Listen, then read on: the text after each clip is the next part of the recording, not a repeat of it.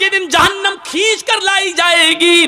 जहन्नम के अंदर 70,000 लगामें पड़ी होंगी और जहन्नम को खींच कर लाया जाएगा। जब जहन्नम को खींच कर लाया जाएगा, जहन्नम चीख रही होगी। और सुनो, हाँ सुनो, कुरान सुनने के लिए बुलाया, हदीस सुनने के लिए जर्जीस को दावत दी, तो सुनो, हाँ सुनो, जहन्नम जब खींच कर लाई जाएगी, अल्लाह कहेगा ऐ जहन्नम क्या चाहती है? जहन्नम चीखेगी और कहेगी उकिल तु बिसलास, आय अल्लाह मेरे अंदर 3 किस्म के लोगों को पहले डाल, 3 गुनाहगारों को मेरे अंदर पहले डाल। अल्लाह कहेगा ऐ जहन्नम बता तेरे अंदर 3 कौन से गुनाहगारों को डालो? सबसे पहले वो नाम लेगी, आय अल्लाह उकूकुल वालिदैन, माँ बाप के सताने वालों को, माँ बाप को रुलाने वालों को जहन्नम में मेरे अंदर सबसे पहले फेंक। दुनिया में जो अपने माँ बाप को सताया करते थे, माँ बाप के साथ जुल्म करते थे, माँ बाप को नजरअंदाज करते थे, माँ बाप को खून के आंसू रुलाते थे,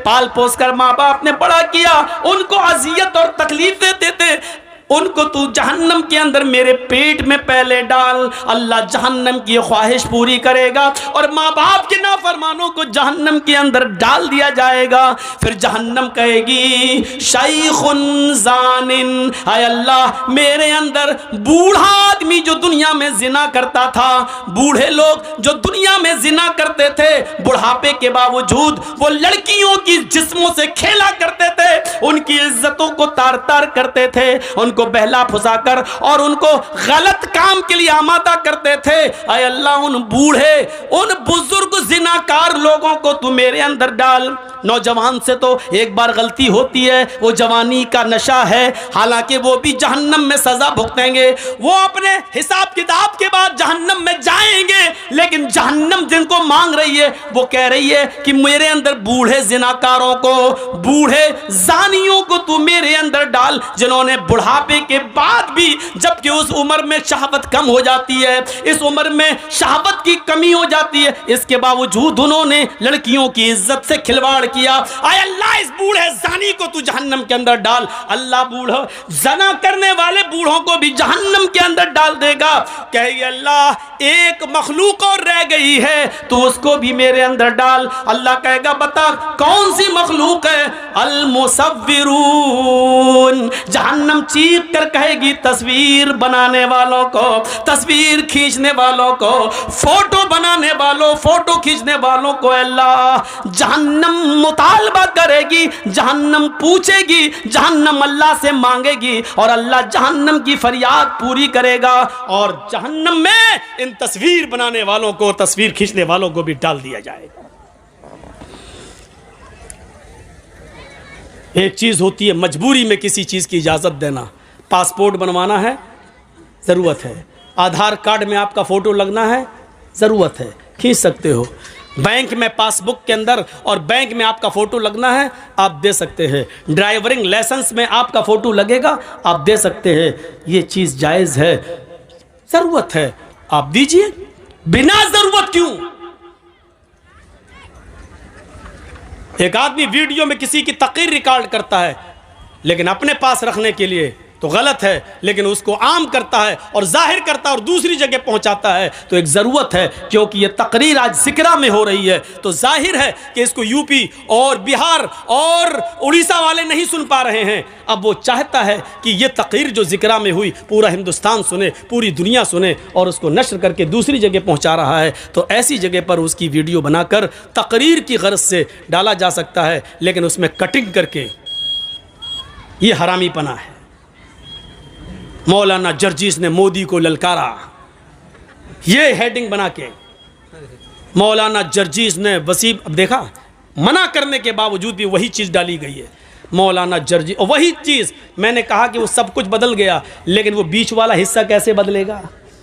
अपनी मशीन कैसे? उसी को काट छांट कर इन यूट्यूबर वालों ने उसी चीज़ को दिखाया है। अब बताइए कि ये लोग रात में पैदा हुए थे अपनी अम्मा के पेट से कि दिन में? इनकी खोपड़ी देखिए। इनको इस बात का एहसास नहीं कि इस बात को अगर हिंदू लोग सुनेंगे तो मौलाना जर्जीस के ऊपर क्या कितने केस बनाएंगे। लेकिन इनके अकाउंट में पैसा आना चाहिए, इसीलिए मैं कह रहा हूं इनका हरामीपना देखिए।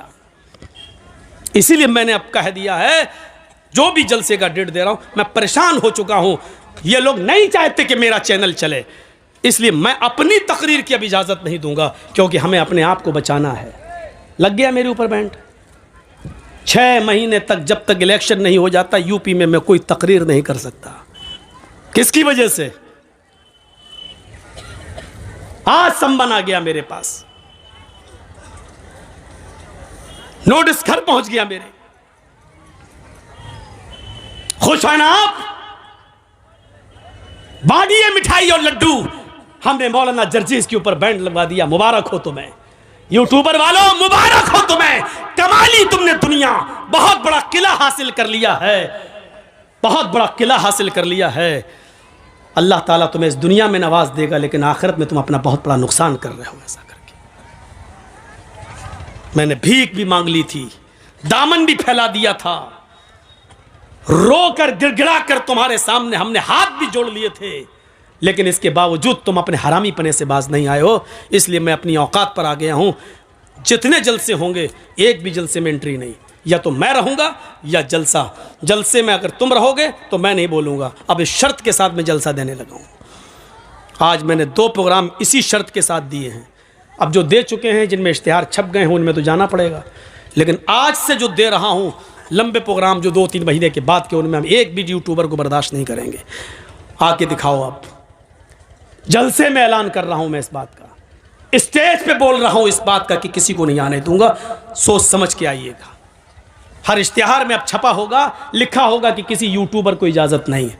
अब ये लिखा होगा और मैं लिखवाऊंगा, क्योंकि तुम अपनी हरकत से बाज नहीं आए हो और मुझे ऐसा करने पर तुमने मजबूर कर दिया है। चैनलों के नाम मालूम है मुझे, नहीं चाहता हूं कि नाम लेकर तुम्हें यहाँ रुस्वा करूं और फिर तुम्हें लोग अनसब्सक्राइब करें। तो मैं चाहूं तो 5 जलसों में उन चैनल वालों के नाम लेकर सबको, हम जो है जिन्होंने सब्सक्राइब किए, सबको हटवा सकता हूं मैं। सबको हम हटवा सकते हैं। एक इसको हटा दीजिए, इसको अनसब्सक्राइब कर दीजिए, सब मैं चाहूं तो कर सकता हूं। लेकिन जब तक तुमने कर दिया, लेकिन अब नहीं। तुमसे मैंने पनाह मांग ली है।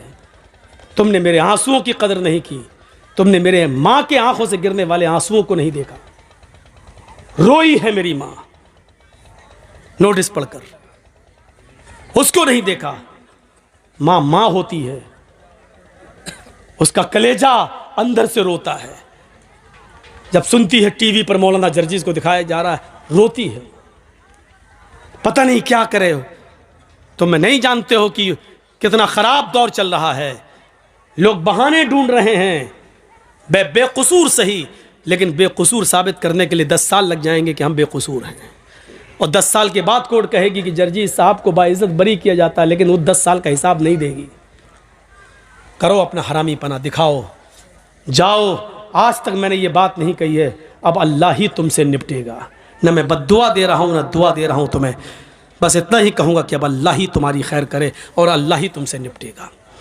तुमने हमें रोने पर मजबूर कर दिया, परेशान करके रख दिया तुमने। फ़अम्मल यतीम फ़ला तक़हर व अम्मस्साइल फ़ला तनहर। यतीमों को कभी भगाते नहीं थे, मांगने वालों को, साइल को कभी झिड़कते नहीं थे। व अम्मा बिनिअमति रब्बिका फ़हद्दिस। आगे और सूरत है, अलम नशरह लका सदरक व वज़अना अन्का विज़रक। जिब्राइल अमीन आते हैं, सीने को चाक करते हैं और फिर तश्त में रखकर उनको आबे ज़मज़म से धोया जाता है। फिर मेराज का सफ़र कराया जाता है और कहता है वरफ़अना लका ज़िक्रक। ए मोहम्मद, हमने आपके जिक्र को बुलंद किया। आपके जिक्र चाइना में हमने करवा दिया, आपका जिक्र हमने यूरोप में किया, आपका जिक्र हमने तिब्रानी जुबान में किया, आपका जिक्र हमने सुरियानी जुबान में किया। और हमने कहा वल्लहु ज़ंजमीन दियोर दन बोन मदीना। वसीम रिजवी, अपने बाप दादाओं को लेकर आओ, अपने डुप्लीकेट खुदाओं को लेकर आओ और मैं मैदान में खड़ा होता हूँ। मैं तुम्हें चैलेंज करता हूँ बंगाल की धरती से, अगर तुमने अपने माँ का दूध पिया है, आओ अब्दुल्ला सालिम के सामने तुम नबी को साबित करो। नबी ढोंगी थे, नबी मानसिक एतबार से बीमार थे, लेकिन तुम नहीं साबित कर पाओगे। लेकिन मैं गुलाम हूँ, मैं आशिक़ रसूल हूँ। इंशाअल्लाह मेरे बदन में खून का आखिरी कतरा रहने तक मैं नबी की नबुव्वत का, नबी की रिसालत का दुनिया की तमाम ग्रंथों से साबित करूंगा। और मैं कहूंगा दुनिया वालों, ये वसीम रिजवी झूठा है, ये एजेंट है, ये मौजूदा वक्त के हुक्मरानों का ये चेला है, ये गुलाम है, ये उनके चापलूसी करता है, उनके तलवों को ये चापता है। मैं कहूंगा वसीम रिजवी उठाओ, अगर नबी मानसिक एतबार से बीमार होते तो तुरिया तिबरानी जुबान में नहीं कहा जाता वल्लहुजन जमीन दियोर दन बोन मदीना। मोहम्मद आखिरी नबी हैं जो मदीना में आएंगे, हिजरत करके वहां पहुंचेंगे। वल्लहुजन जमीन दियोर दन, द प्रोफेट मोहम्मद सल्लल्लाहु अलैहि वसल्लम। ये सुरियानी जुबान में आपने इस जुबान को कभी पढ़ा नहीं होगा, कभी देखा नहीं होगा, लेकिन आपका ये भाई आपके सामने रखता है। मैं एक दीवाना हूँ नबी का, मैं आशिक हूँ रसूल का, मैं मुहिब्बे रसूल हूँ। मैं नबी की ज़ात और साफ की हकीकत को, उनकी ट्रूथ को, सच्चाई को दुनिया की ग्रंथों से निकाल निकाल कर मैं वसीम रिजवी के मुंह पर मारता हूँ और कहता हूँ कि देखो, ये तो तुम्हारी जुबान में है बुराई, लेकिन अल्लाह ने वरफाना लका जिक्र पूरी दुनिया के शास्त्रों में नबी की नबुव्वत का ऐलान किया। मुकाबला कर पाओगे? बस अपने खुदाओं को खुश करने के लिए। पता है उन्होंने ये इल्ज़ाम क्यों लगाया? आपको मालूम है? उन्होंने ये इल्ज़ाम इसलिए लगाया है, उत्तर प्रदेश में भी चुनाव चल रहे, चुनाव का सीज़न आ रहा है, तो उन्होंने सोचा कि कैसे बाबरी मस्जिद राम मंदिर का झगड़ा तो ख़त्म हो गया, अब कोई मुद्दा रहा नहीं, इसीलिए वसीम रिजवी को खड़ा करो। और वसीम रिजवी पता कौन? जिसकी बीवी, जिसके बच्चे, जिसके बेटे, जिसका पूरे रिलेशन उनसे बैकआउट कर चुका, बाइकाट किया। हमारे यहाँ इसको हिंदी में बोलते हैं रंडुआ, यानी जिसके सब छोड़कर चले गए हों, ये वही बन गया। दुनिया के अंदर अल्लाह ने ऐसी अजाब दी, ऐसी अजाब में उसको फंसाया कि उसका कोई भी साथ में नहीं। चाय पीने के लिए मोहताज है आज की तारीख में, घर में कोई फर्द नहीं। घर में खाना बनाने वाली जो होती मैट, वो भी उसको छोड़कर चली गई। वो करी तुम हमारे नबी को गाली देते हो, मनहूस तुमको तो पत्थर तक नहीं दूं मैं बना।